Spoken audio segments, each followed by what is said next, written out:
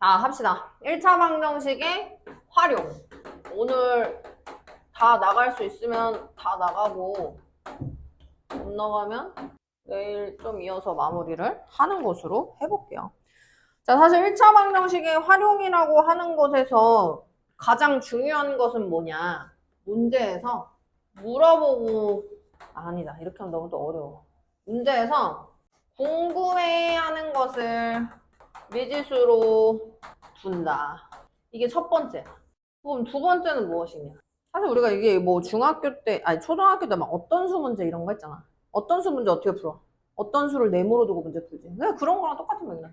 그러니까 두 번째는 뭐냐면 문제 속 이렇게 계속 들어가네. 문제 속 문장을 그대로 식으로 세운다. 오케이? 그럼 세 번째는 뭐냐? 세 번째는 미지수를 구한다. 구한다는 건 다른 말로 방정식을 푼다 라는 말과 똑같습니다. 알겠죠? 그래서 이 1차 방정식, 즉 방정식의 활용 문항들은 사실은 선생님이 설명을 잘 안 합니다. 왜냐면 문제 속에서 나온 문장 그대로 식으로 세우면 돼 라고 이제 아이들한테만 얘기를 하는데 우리는 이제 처음 배우는 내용이니까 선생님이 유형별로 도대체 문제에서 나온 문장을 식으로 세운다는 게 무슨 말인지 이걸로 정리를 한번 해보도록 하겠습니다. 그래서 그냥 바로 문제로 넘어가 볼게요. 근데 여기서 이제 필요한 건 연필이 아니라 형광펜이나 볼펜이야. 왜? 어떤 문장으로 방정식을 세워야 되는지 알아야 하니까. 알겠지? 근데 여기다 밑줄 쳐. 그 밑줄을 그대로 그 문장을 그대로 식으로 세울 거야. 선생님이 이렇게 얘기를 할 거예요. 158페이지 1번입니다.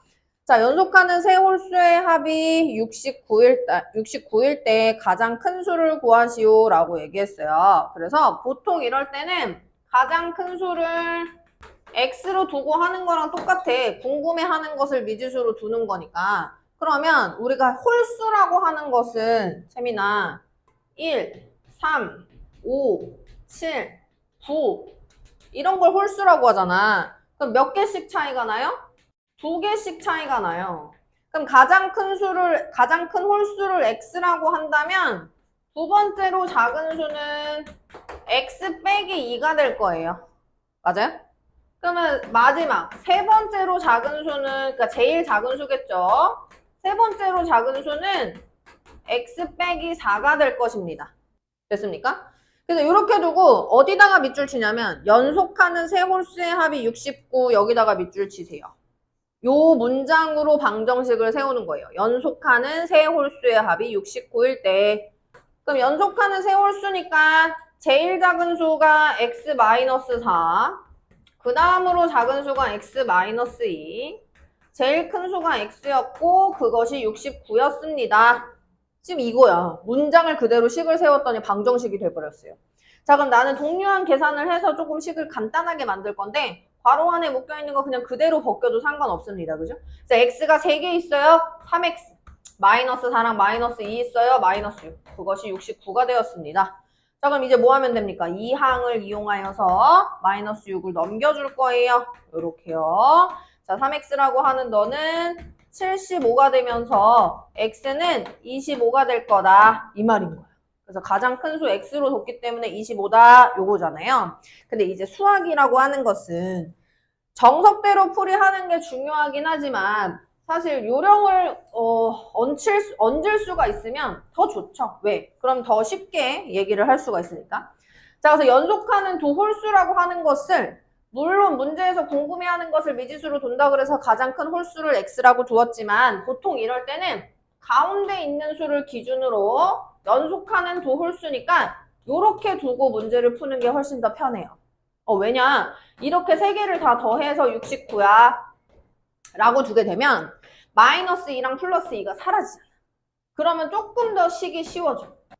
그렇게 되면 x는 양변에 3분의 1을 곱하여서 23이라는 수가 되는데 23이 답이 아니죠. 왜? 23을 어떻게 가장 큰 홀수 자리에 집어넣어줘야 돼. 그래서 정답이 25더라. 이렇게 풀이를 할 수가 있습니다. 근데 선생님이 요 풀이로 했던 이유는 뭐냐면 이거가 제일 중요하기 때문인 거야. 방정식 풀이를 할 때. 문제에서 물어보는 것을 미지수 x로 두고 하는 것이 제일 중요해서 선생님이 오리지널 식대로 진행을 한번 해봤어요. 자, 이번에 2번을 가보실게요. 자릿수에 대한 문제인데 이것도 아이들이 맨날 별표 치는데 왜 그러냐면 이것만 알면 돼. 이거 지금 25를 예시로 해볼까? 25라고 하는 수는 2 더하기 5라는 수가 아니지. 혹은 얘는 2 곱하기 5라는 수도 아니지. 그럼 25라는 수는 어떻게 우리가 얘기하지? 10의 자리가 2였고 1의 자리가 5였어요. 이렇게 계산한단 말이야. 근데 이런 거에 좀 집중을 하고 문제를 풀어야 되는데 그냥 25라고 두면 2 더하기 5인 줄 알아요. 2랑 5랑 합쳐져 있어서. 근데 그렇게 생각 안 하고 문제를 푼다. 자, 가볼게요. 1의 자리 숫자가 8인 두 자리 자연수가 있습니다. 야, 그럼 두 자리 자연수라고 얘기했으니까 10의 자리수와 1의 자리수가 있는데 1의 자리는 이미 8이라고 줬어. 자, 이 자연수는 각 자리 숫자의 합의 3배보다 2만큼 작아요. 뭐 이렇게 얘기 나와 있는데 이게 무슨 말이냐면 나는 지금 이 자연수가 궁금해. 그럼 문제에서 물어보는 건 얘잖아. 그럼 나는 1의 자리가 8인 걸 알았기 때문에 10의 자리를 자연스럽게 x라고 둘 수 있는 거예요. 요거 무슨 말인지 이해되세요? 자, 그럼 이걸 가지고 방정식을 세울 건데 이 자연수는 그럼 이 자연수라고 하는 것을 우리는 10의 자리 숫자가 x였고 1의 자리 숫자가 8이었어요 라고 둘 수 있어야 돼요. 이 자연수는 다시 한번 곱셈기호 생략하여서 이렇게 두면 이 자연수는 다음 문장 가볼 겁니다. 각 자리 숫자의 합. 그럼 각 자리 숫자는 x 더하기 8이야 이 말인 거야. 각 자리 숫자의 합보다 어떻게 하고 싶어? 3배만큼 했는데 3배 하고 난 다음에 이만큼 작아요 요거예요. 이게 방정식이에요. 이게 방정식. 그럼 어디다가 밑줄 쳐? 선생님이 어떤 문장을 가지고 식을 세웠냐면 이 자연수는 각 자리 숫자의 합의 3배보다 이만큼 작다. 여기에 밑줄 치세요. 이 문장을 그대로 식으로 세운 거예요. 이 상황 이해됐습니까? 그럼 이제 방정식 풀 거예요. 좌변은 10x 플러스 8 그대로 있었고 우변은 괄호를 풀 거예요. 그래서 이 분배. 그래서 3x 더하기 38에 24 그리고 빼기 2 이렇게 쓸 겁니다. 그럼 여기로 데려와 볼게요. 10x 더하기 8이라고 하는 좌변 그대로 두시고 우변 먼저 동류항 3x 더하기 22 동류항 계산했어요. 자, 그럼 우리가 방정식을 푼다라고 하는 건 미지수 x를 구하는 부분이기는 하니까 3x를 이항시켜서 10x-3x 갈 거고요. 22에다가 8을 이항시켜서 마이너스 8 이렇게 쓸 거예요. 그래서 너는 7x라고 하는 좌변 정리, 우변은 14라는 것을 알 수가 있습니다. 그럼 x 얼마입니까? 2 나와요. 그럼 x 구했으니까 끝? 이게 아니라 x 구했으니까 끝이 아니라 문제에서 최종적으로 물어본 것은 이 처음 자연수가 뭐니? 라고 물어봤잖아. 그래서 정답을 뭐라고 써야 되냐면 28이라고 써줘야 돼요. 알겠습니까? 그럼 마지막 마무리 하나를 더 얘기해 줄게요. 문제에서 요구하는 답을 정리한다. 요 4가지 스텝만 알게 되면 1차 방정식 활용은 끝나는 겁니다. 이해됐습니까? 이렇게 마무리를 할 수가 있고요. 또 이제 다음 유형으로 가보겠습니다. 3번 유형. 나이에 대한 문제인데 현재 아버지와 아들의 나이 차는 26살입니다. 그리고 나서 7년 후에 아버지의 나이는 아들의 나이의 2배보다 5살이 더 많아지는데요. 현재 아버지의 나이가 궁금해. 그럼 문제에서 물어보는 것을 미지수로 둔다 그랬어. 그래서 현재 아버지의 나이를 x라고 둘 거야. 그러면 현재 아들의 나이는 문제 초장에 뭐라고 얘기를 해줬냐면 아빠랑 아들의 나이 차는 26살이에요 라고 얘기했어요. 그럼 아빠 나이보다 26살 줄어든 게 아들의 나이가 되겠지. 맞습니까? 그럼 이제 그 다음에 중요한 거죠. 어느 걸 가지고 방정식을 세우냐면 7년 후에 아버지 나이예요. 그러면 아빠랑 아들이랑 둘 다 7년 후면 둘 다 7살씩 나이를 먹을 거예요. 맞습니까? 그럼 아빠 나이는 x 더하기 7년 후니까 아빠 나이는 얘가 되겠네? 그럼 아들의 나이는 똑같이 7년이 지나야 되기 때문에 이게 아들의 나이가 될 거예요. 그래서 보통 아이들이 7년 후라고 하면 아빠만 나이를 먹는 줄 알아. 아니지. 내년이 되면 채민이가 중학교 1학년 되면 선생님도 나이 1살 먹는 거야. 똑같은 거잖아. 그치? 그래서 둘 다 똑같이 7년 후에는 7살이 늘어난다라는 거 생각을 하시고. 자, 그렇게 될 경우에 이제 여기다가 밑줄 치세요. 7년 후에 아버지 나이는 x 플러스 7이었어요. 아버지의 나이는 아들의 나이에 7년 후에 아들의 나이 갑니다. 아들의 나이에 2배를 해서 2배보다 5살이 더 많아져요. 요런 얘기입니다. 요거 이해됐어요? 자, 그럼 이제 가볼게요. 방정식 풀 거예요. x 더하기 7 좌변은 그대로 두시고 우변은 괄호 안에 있는 것들 정리 좀 합시다. x 빼기 26 더하기 7 가시고 더하기 5 쓸 거예요. 한 번 더 정리할게요. x 더하기 7은 2 곱하기 x 마이너스 19 맞죠? 더하기 5가 되겠습니다. 그럼 이제 풀이하면 되는 거야. x 더하기 7은 분배 2x 빼기 38 더하기 5가 되고 x 더하기 7은 2x 빼기 33 맞습니까? 2x를 여기로 넘길게. 여기로 넘기면 마이너스 x 될 거야. 맞지? 플러스 7을 여기로 넘길게. 넘기면 마이너스 40 될 거야. 맞습니까? 그럼 x는 얼마인가요? 40. 그럼 x는 40 이러고 끝내는 것이 아니라 요 문항의 정답은 이렇게 쓰는 거야. 아빠의 나이는 40세예요. 답 쓸 땐 이렇게 쓰는 거야. 알겠지? 요것만 쓰는 게 아니라 아빠의 나이는 40살이에요 라고 답을 쓸 수 있어야 된다. 요런 얘기가 되겠습니다. 됐습니까? 자, 이번엔 4번 문항, 도형 문항 가볼게요. 도형 문항. 자, 둘레의 길이가 36cm고 가로의 길이가 세로의 길이의 2배보다 3cm만큼 짧은 직사각형이 있습니다. 이때 직사각형의 세로의 길이? 그럼 직사각형은 가로랑 세로가 있는데 문제에서 세로를 물어봤으니까 세로를 x라고 주는 거야. 그럼 가로는 어떻게 줄 수 있냐면 채민아 문제에서 가로의 길이가 세로의 길이에 2배보다 3cm만큼 짧아요. 이렇게 줬어요. 이해됐어요? 그럼 이제 어느 걸로 식을 세우냐? 밑줄 치세요. 둘레의 길이가 36cm.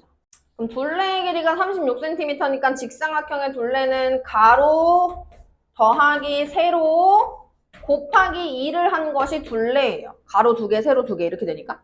근데 그 둘레의 길이가 얼마나 그랬어? 36이라 그랬어. 그럼 얘는 2에 3x 빼기 3 그것이 36이었습니다. 얘를 이렇게 분배를 해주고 나서 가도 되지만 양변에 그냥 곱하기 2분의 1 해줘도 되잖아. 그지? 양변에 곱하기 2분의 1 해주면 3x 빼기 3이 될 것이고 그게 18이 될 거예요. 이해돼요? 자, 그럼 3x는 21이 되면서 x는 얼마인가요? 7이 되겠습니다. 그럼 x를 7 이렇게 두는 것이 아니라 세로의 길이가 궁금해요. 단위까지 붙여서 세로는 7cm입니다. 요렇게 마무리할 수 있어야 됩니다. 요거까지 이해됐습니까? 되나요? 오케이. 그럼 이번에는 5번. 실판 한번 지웠다가. 그래서 이제 문제 속 상황을 정확하게 파악해서 문제 속에 있는 문장을 그대로 방정식으로 세우는 게 중요하다. 그래서 활용이 어렵다고 하는 친구들은 문제를 안 읽어요. 문제를 안 읽고 그냥 디립다 x만 구하고 싶은 건데 왜? 방정식을 푼다는 건 x를 구하는 거다라고 생각을 하니까. 그런데 그거보다 방정식이 나와야지 x를 구할 거 아니에요. 그죠? 근데 방정식도 안 구하고 모르겠대. 그거는 말이 된다 안 된다? 안 된다. 문제를 정확하게 읽고 이 4가지 스텝에 맞춰서 방정식을 풀이하면 안 풀리는 방정식은 없습니다. 뭐대에 따라 좀 배경 지식이 요구되는 뭐 예를 들어 거리는 속력 곱하기 시간이야 뭐 이런 거. 요런 배경 지식이 요구되는 문항들은 좀 어렵겠지만 지금까지 했던 문항들은 사실 배경 지식이 없는 문항들이잖아. 맞지? 뭐 아까 뭐 직사각형의 둘레? 이건 이미 다 알고 넘어오니까. 자, 그래서 5번을 가보시겠습니다. 학생들에게 연필을 나누어 줄 건데 한 학생에게 5자루씩 주면 10자루가 남고요. 6자루씩 주면 5자루가 부족합니다. 아, 근데 이 문제는 좀 되게 친절하게 학생을 x로 두고 문제 풀어. 이렇게 줬어. 그럼 잘 봐. 어디다가 밑줄 치냐면 재민아 5자루씩 주면 10자루가 남고 6자루씩 주면 5자루가 부족하다. 여기다 밑줄 치세요. 그래서 이런 문항은 어떻게 식을 세우는 게 중요하냐?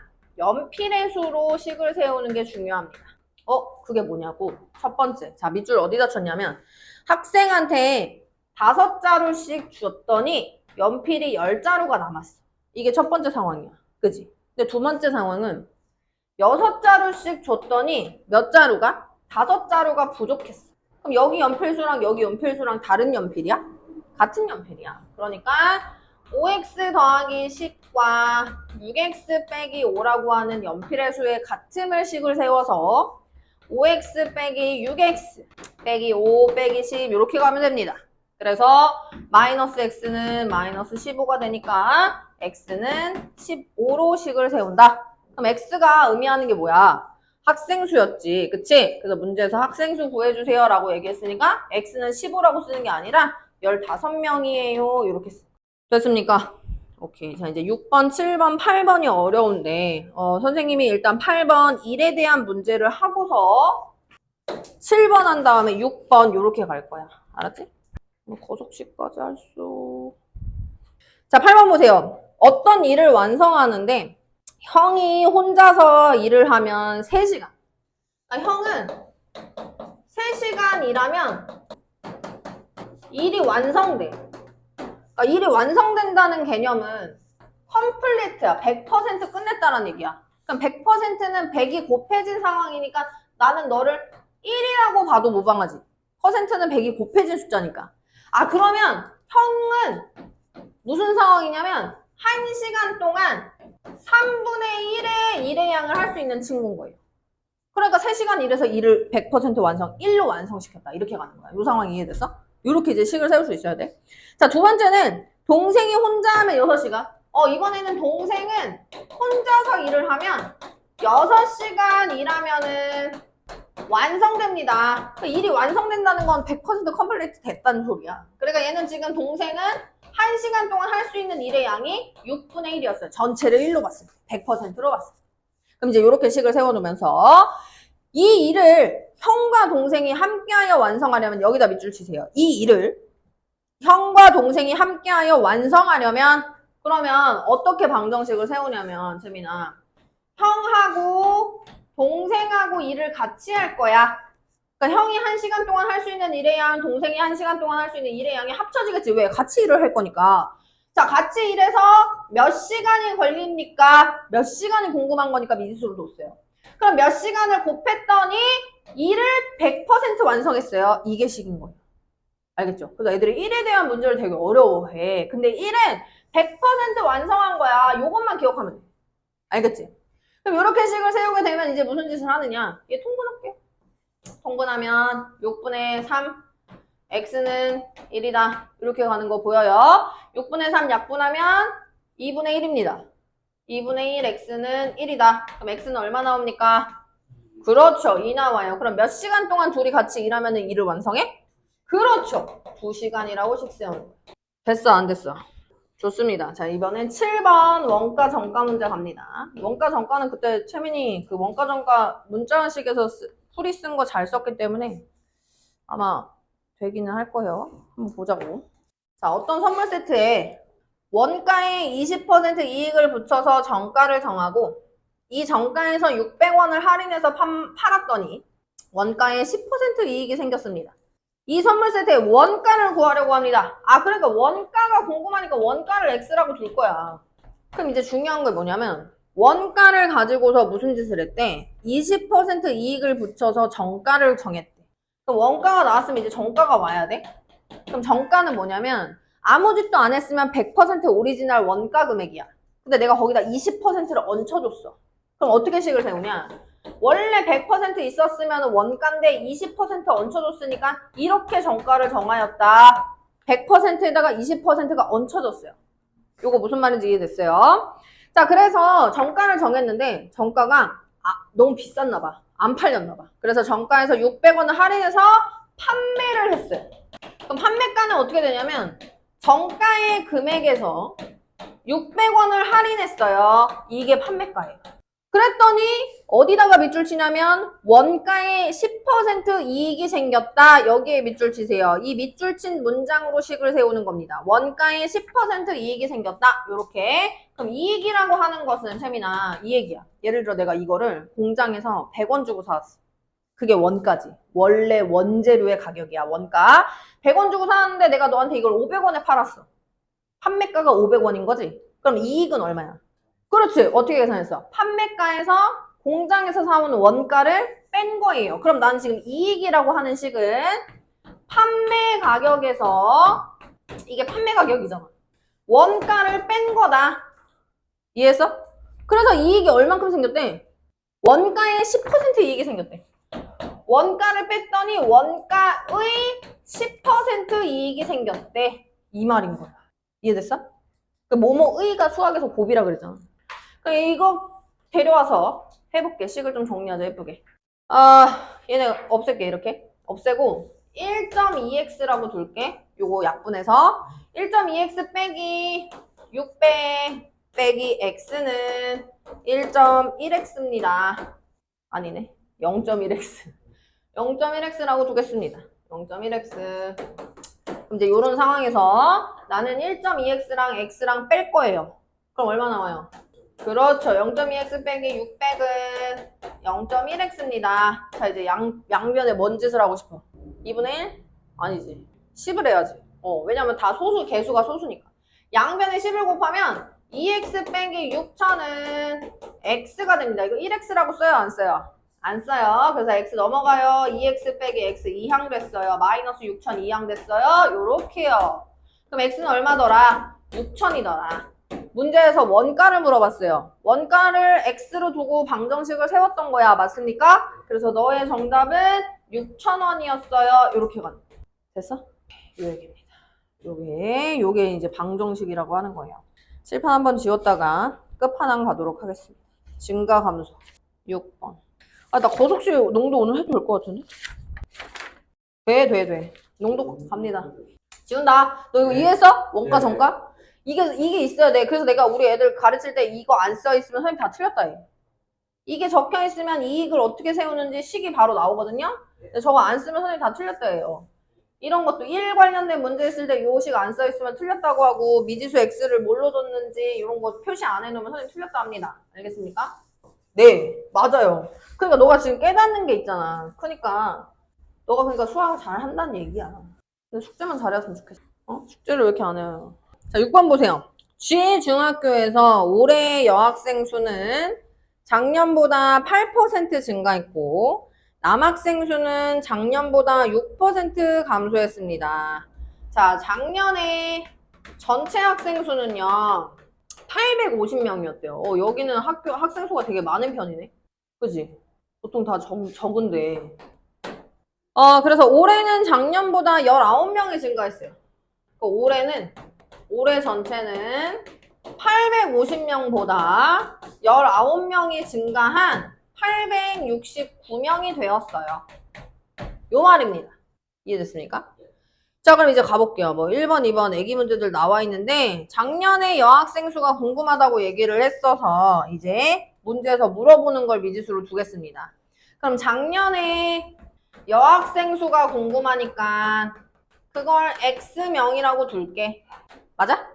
그럼 이번엔 작년에 남학생 수는 어떻게 식을 세울 수가 있냐면 여학생과 남학생을 더해서 850명이 돼야 하잖아. 그럼 얘는 850 마이너스 X명 돼야 되는 거 보여요? 요거야. 그럼 이제 채민아 여기서 이제 키포인트는 올해는 어떻게 됐냐 이거야. 자, 올해는 작년에 여학생 수는 8%가 증가했어요. 그러면 내가 뭐라고 했어? 아까 그 정가에 이익을 붙여서 원가에 이익을 붙였다고 얘기하면 원래 오리지널 100%였는데 거기에 얹혀진 거라고 얘기를 했잖아. 그럼 봐봐. 작년에 여학생이 8% 증가했다고 하는 것은 올해 여학생은 8%가 얹혀진 거기 때문에 이렇게씩 세울 수 있어야 돼. 원래 100%는 오리지널이야. 근데 거기다 8%가 증가해버렸어. 맞아? 자, 그럼 이번에는 올해 남학생을 가볼게요. 자, 책에서 올해 남학생은 어떻게 되고 싶대요? 어떻게 됐대요? 감소했대요. 그럼 봐봐. 아무것도 변화량이 없으면 100%야. 근데 6%가 감소했어. 그럼 몇 퍼센트만 남았어? 그렇지. 94%가 남은 거야. 94%. 대신 남학생 수가 와야지. X가 아니라 남학생 수인 850 마이너스 X명. 이해됐어? 그럼 이제 관계식 끝났어요. 자, 어떻게 관계식이냐? 올해 여학생 수 더하기 올해 남학생 수를 계산하면 869명입니다. 이게 방정식이야. 이해됐어? 근데 채민아 봐봐. 지금 이렇게 두면 양변에 100을 곱해서 108x 더하기 94 그 다음 850 빼기 x 그 다음 100 곱했으니까 860 이렇게 되지. 숫자가 너무 커. 너무 크잖아. 그래서 이렇게 식을 써도 되지만 숫자가 너무 커서 나는 어떻게 문제를 풀 거냐면 봐봐. 여학생은 8% 증가했지? 증가는 플러스야. 그래서 플러스 8% 증가했어요. 여학생이요. 남학생은 6% 감소했지? 감소는 마이너스고 6% 감소했어요. 남학생 수에서요. 그랬더니 최종적으로 몇 명이? 19명이 증가했어요. 이렇게씩 세우면 조금 더 간단한 방정식이 만들어져요. 됐어요? 예식이나 똑같아. 결국에 여기다가 100 곱해서 얘네들 뚝딱뚝딱 계산하잖아? 정리하면은 요런 식이 나올 거라고. 그러니까 요렇게 하는 게 훨씬 더 뭐다? 이득이죠. 됐습니까? 그래서 빨강색 식이 잘못된 건 아니야. 잘못된 건 아니지만 증가 감소량으로 식을 세우는 것이 훨씬 더 간단하게 식을 정리할 수 있다. 그럼 이제 요 식으로 선생님 데려와서 계산할게요. 양변에 100 곱하면요. 플러스 8 생략해서 8x 100 곱했으니까 마이너스 6에다가 850 마이너스 x 100 곱했으니까 1900 조금 더 간단한 식이 만들어진 거예요. 됐습니까? 그래서 이렇게 해서 x 구하면 됩니다. 돼요? 안 돼요? 문제가 조금 더 어려워지면 여기서 x가 뭐 예를 들어 x가 뭐 50명 나왔다고 쳐봐. 예를 들어. 그럼 문제에서는 우리가 x를 뭘로 뒀지? 작년 여학생으로 뒀지. 문제가 조금 더 어렵게 나오면 올해 여학생 수를 물어봐. 그럼 x를 구해서 어떻게 해줘야 돼? 여기식에 대입해서 문제를 풀어줘야 돼. 그래서 문제 마지막까지 물어본 것이 무엇이었는지 확인을 해볼 수 있어야 된다. 그런 얘기가 되겠습니다. 됐습니까? 쉬워요, 어려워요? 쉬워요. 자, 이제 그럼 거속식 갑니다. 딱 이제 두 가지 유형이 남은 거야. 첫 번째 유형은 거리, 폭력, 시간 유형. 두 번째 유형은 농도에 대한 유형. 근데 다 문자식에서 어떻게 풀이를 쓰는 것인지 설명을 했었고, 거속식 문항은 반드시 풍뎅이를 그려놓고, 그지?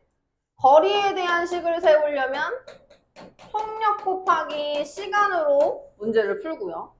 속력에 대한 시간을 세우려면 시간분의 거리라고 식을 세우고요. 맞습니까?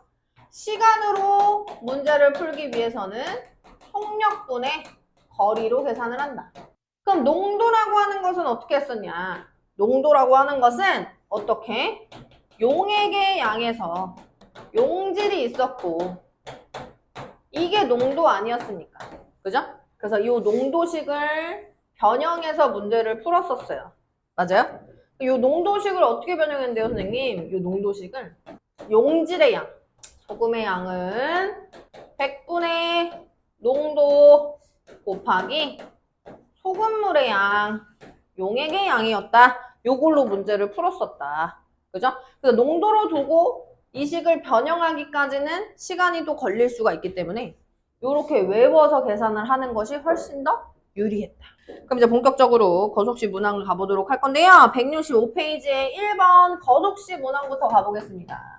집에서 65km 떨어진 박물관까지 자동차를 타고 가는데 처음에는 자 그럼 이럴 때는 문제 속 상황을 그림을 그려봐. 봐봐. 내가 이렇게 스텝 바이 스텝을 하려고 했는데 문제가 안 풀려. 그럼 어떻게 하냐? 문제 속 상황을 알겠지? 그러면 내가 문제 속 상황에 그림이 그려지면은 문장보다는 조금 더 해석하는 형태가 쉬워진다는 얘기죠. 됐어요? 그럼 해볼게. 자, 집이 있었어. 집에서 몇 킬로미터? 65km 떨어진 박물관까지. 근데 어떻게 하고 싶냐? 자동차를 타고 가는데 처음에는 시속 80km로 이동했어요. 처음에는 시속 80km로 이동했어요. 80km. 그지? 근데 가다가 도중에 시속 10km? 어느 지점까지는 80km로 갔어. 가다가 근데 너무 늦어져서 도중에 시속 100km로 갔어요. 어느 한 지점부터 100km로 갔대. 좀 더 밟았나 봐. 그지? 그랬더니 총 몇 분이 걸렸어? 여기서부터 여기까지 오는데 총 45분이 걸렸어. 그럼 요 문항은 45분으로 문제를 푸는 거야. 45분으로 시간을 재서 문제를 푼다. 자, 그럼 문제에서 시속 80km로 이동한 거리가 궁금하대요? 그럼 80km로 이동한 거리가 x예요, x. 여기서부터 여기까지 x. 맞아?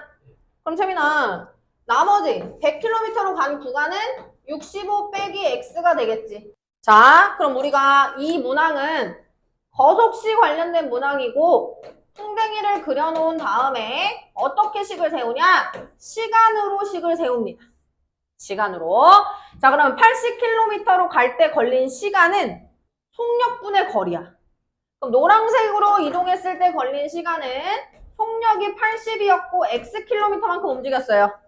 자, 그 다음에 파란색으로 이동했을 때 걸린 시간은 속력이 100이었고 그때는 65 마이너스 x만큼 이동했어요. 맞아요. 이거 괄호 치는 거 중요하죠. 그랬더니 몇 시간이 걸렸대요? 45분이 걸렸대요. 근데 잘 봐. 내가 시속 단위로 썼으면은 분이 오면 돼? 안 돼? 안 돼. 시간에 따라서 식을 세웠기 때문에 45분이 아니라 60분에 45시간으로 바꿔줘야 돼. 이 상황 이해됐어요? 그러니까 요렇게 두면 식 세우면 끝나는 거야. 요렇게 두고 식 세우면. 80과 60과 100의 최소 공배수 얼마냐? 240? 아니지. 너무 빡세네. 100이 있어서 빡세. 몇을 곱해야 돼? 그러면 400이래, 400. 400. 왜 400이냐면 60분의 45가 약분돼. 5, 9. 4분의 3? 미안해. 4분의 3으로 약분돼. 미안해. 45분이니까 4분의 3시간으로 조금 더 간단하게 정리가 가능하네요. 자, 양변에 400을 곱합니다. 400 곱하면 얘 400 곱하면 5x. 얘 400 곱하면 4로 약분되고 괄호 그대로 유지해야 돼요. 얘 400 곱하면 그렇죠. 그럼 얘는 5x 더하기 4, 5, 20 4, 6에 24 4x 300 맞아? 5x 빼기 4x는 x 300 빼기 260 그래서 얼마야? 40이야. 그러면 80km의 시속으로 움직였던 총 거리는 40km였어요. 요렇게 식 세우면 된다. 이해됐어? 그러니까 문장만 보고서 이 식 바로 안 나와, 채민아. 이렇게 그림 그려야 돼. 알겠지? 그림 그려서 어느 지점까지만 이동했고 어디까지 얼만큼 걸렸는지 요렇게 상황을 식으로 세우는 거야. 요게 포인트예요. 알겠습니까? 자, 이번에 두 번째 가보겠습니다. 두 번째도 또 동일하게 거속시 문제인데 자, 동생이 집을 출발한 지 12분 후에 형이 자전거를 타고 동생을 따라 나섰습니다. 그럼 집이 있어요. 집이 있었고 진행을 했대. 뭐 어떤 길이 있었나 봐. 근데 동생이 어떻게 진행을 했냐면 먼저 출발을 했어. 동생이 먼저 출발을 했어. 얘가 동생이야. 근데 동생이 출발한 지 12분 뒤에 형이 따라 나섰어. 그래서 둘이 어떻게 하고 싶대? 둘이 만나고 싶대. 그럼 이제 만난다라고 하는 개념이 세민아 동생이 집을 떠나서 온 거리랑 형이 집을 떠나서 온 거리가 같아야지 만날 수 있어. 그러니까 동생이 100m 갔고 형이 100m 갔어야지만 만날 수 있는 거야.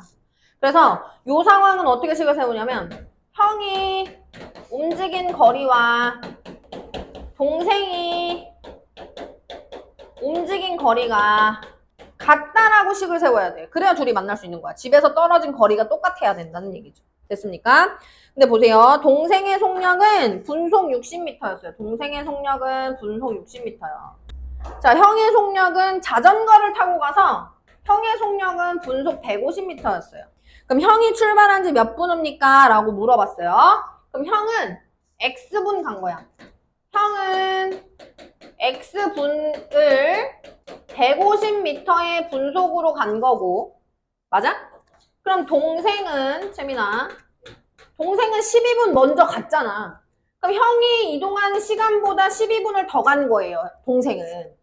그러면 이 분 동안 60m의 분속으로 움직였어요. 그럼 얘네들이 어때야 된다고요? 같아야지만 둘이 만날 수 있는 거예요. 그럼 무슨 짓을 해? 어속시 또 그려. 그럼 나는 지금 움직인 거리에 대한 시간이야? 그럼 거리는 뭐야? 속력 곱하기 시간이죠. 얘 속력이 얼마예요? 150이에요. 시간 X예요. 맞아요? 얘 시간 얼마예요? x 플러스 10이었고 속력 얼마예요? 60이었어요. 60 곱하기 x 플러스 12. 이게 방정식이야. 그래서 그 그림을 그려야지 동생이 움직인 거리랑 형이 움직인 거리가 같다라고 하는 방정식이 세워지는 거야. 문장만 보면 이해를 못해. 오케이? 자, 그럼 나는 150x는 60x 빼기 720이니까 90x는 빼기가 아니라 더하기죠? 미안해요. 720. 그럼 x 얼마인가요? 8이에요. 아, 형은 몇 분 움직였어요? 형은 8분 움직였어요. 8분 동안 간 거리가 동생이 움직인 거리랑 동일합니다. 이렇게 가야 될 것 같습니다. 됐습니까? 자, 이번엔 농도 문항 가볼게요. 자, 이제 여기를 좀 지울게. 재민아. 선아야, 얼만큼 남았어? 왜 이렇게 지쳤어? 아이고. 자, 이번엔 농도 문제. 자, 농도 문제도 문제 속 상황을 그림으로 그리면 다 풀립니다. 해볼게요. 3번. 어떻게 그림을 그리냐? 아까 거속식 문항도 선생님이 지금 그림 그리는 형태에 대한 유형을 알려줬어. 그럼 얘도 똑같이 가볼게. 20%의 소금물을 이제 이렇게 그리는 거야. 20%의 소금물 500g이 있었습니다. 근데 거기에다가 몇 g의 물을 더 넣을 거예요. 몇 g이라고 했으니까 xg이 되겠지. 맞아요? 그래서 어떻게 되고 싶냐면 16%의 소금물이 되고 싶어요. 그럼 채민아, 물은 농도가 있어? 물은 농도 없어. 그러니까 빵 터진다. 그럼 봐봐. 500g과 xg을 더했어. 그럼 몇 g? 아니. 500g과 xg을 더했어. 몇 g? 그렇지. 500 플러스 xg. 그러니까 이것만 세우면 이제 식 다 세운 거야. 왜? 이걸로 식 세우는. 그럼 봐봐요. 지금 물이 들어있는 비커에는 소금 없어요. 여기 들어있는 소금과 여기 들어있는 소금이 같다라고 식 세우면 끝나는 거예요. 맞아요? 소금의 양 그러면 가볼게요. 소금의 양은 100분의 농도 20% 그리고 소금물의 양이 500g. 그것은 100분의 농도 곱하기 소금물의 양입니다. 이게 방정식 끝이야. 왜냐면 물에는 농도가 없었잖아. 아니 뭐야, 소금이 없었잖아. 양변 100 곱해요. 100 곱하면 20이랑 500 곱하면 16 곱하기 500 더하기 x 요거 계산합니다. 그럼 1000은 이 계산은 얼마지? 8000 더하기 x. 맞아? 8000 아닌 것 같은데? 여기서 틀렸어. 맞아? 그럼 x는 얼마? 16x. 그럼 16x 이렇게 봐야겠네? 잠깐만. 얘는 하나, 둘, 셋, 5, 20. 자, 그럼 얘는 2000. 맞아? 뭐 한 거냐면 8000을 일로 보낸 거야. 그럼 16x가 여기 온 거랑 똑같은 상황이지? 그럼 x는 어떻게 구해요? 16분의 2000으로. 그럼 16분의 2000 약분 되나요? 4, 4, 16, 4, 5, 20, 4, 1은 4, 4, 2, 8, 5. 아, 그러면 물 몇 g을 더 넣으면 돼? 125g을 더 넣으면 돼. 됐어요? 그러니까 요식만 외우면 돼요. 100분의 농도 곱하기 소금의 양. 자, 이제 마지막 또 똑같이 소금물의 양에 대한 문항. 자, 그럼 또 문제 속을 그대로 식으로 세워놓고 계산을 해보도록 하겠습니다. 10%의 소금물 200g 그리고 4%의 소금물을 섞었어요. 근데 소금물이 몇 g인지 안 나왔어요. 이렇게. 그랬더니 몇 퍼센트의 소금물이 됐냐면 8%의 소금물이 됐대요. 맞아요? 그럼 200g과 xg을 합친 거야. 그럼 여기 몇 g이 와야 돼? 당연하지. 이제 이렇게 그림만 완성해 놓으면은 요 식에다가만 대입하면 끝나는 거야. 그럼 봐봐. 여기 소금 들어있지. 얘도 농도 있었으니까 소금 들어있지. 두 개의 소금을 더해서 여기 들어있는 소금의 양과 똑같습니다. 이게 방정식이야. 그러면 100분의 농도 곱하기 소금물의 양 더하기 100분의 농도 곱하기 소금물의 양은 100분의 농도 곱하기 소금물의 양이었습니다. 요렇게. 뭐 설탕물도 똑같아요.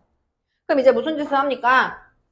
양변에 100을 다 곱해놓고 최대한 식을 간단하게 만들 겁니다.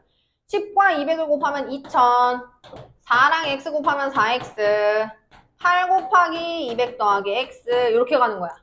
됐어? 그럼 얘는 2000 더하기 4x는 1600 더하기 8x더라. 그럼 내가 4x 이번에 1로 넘길게.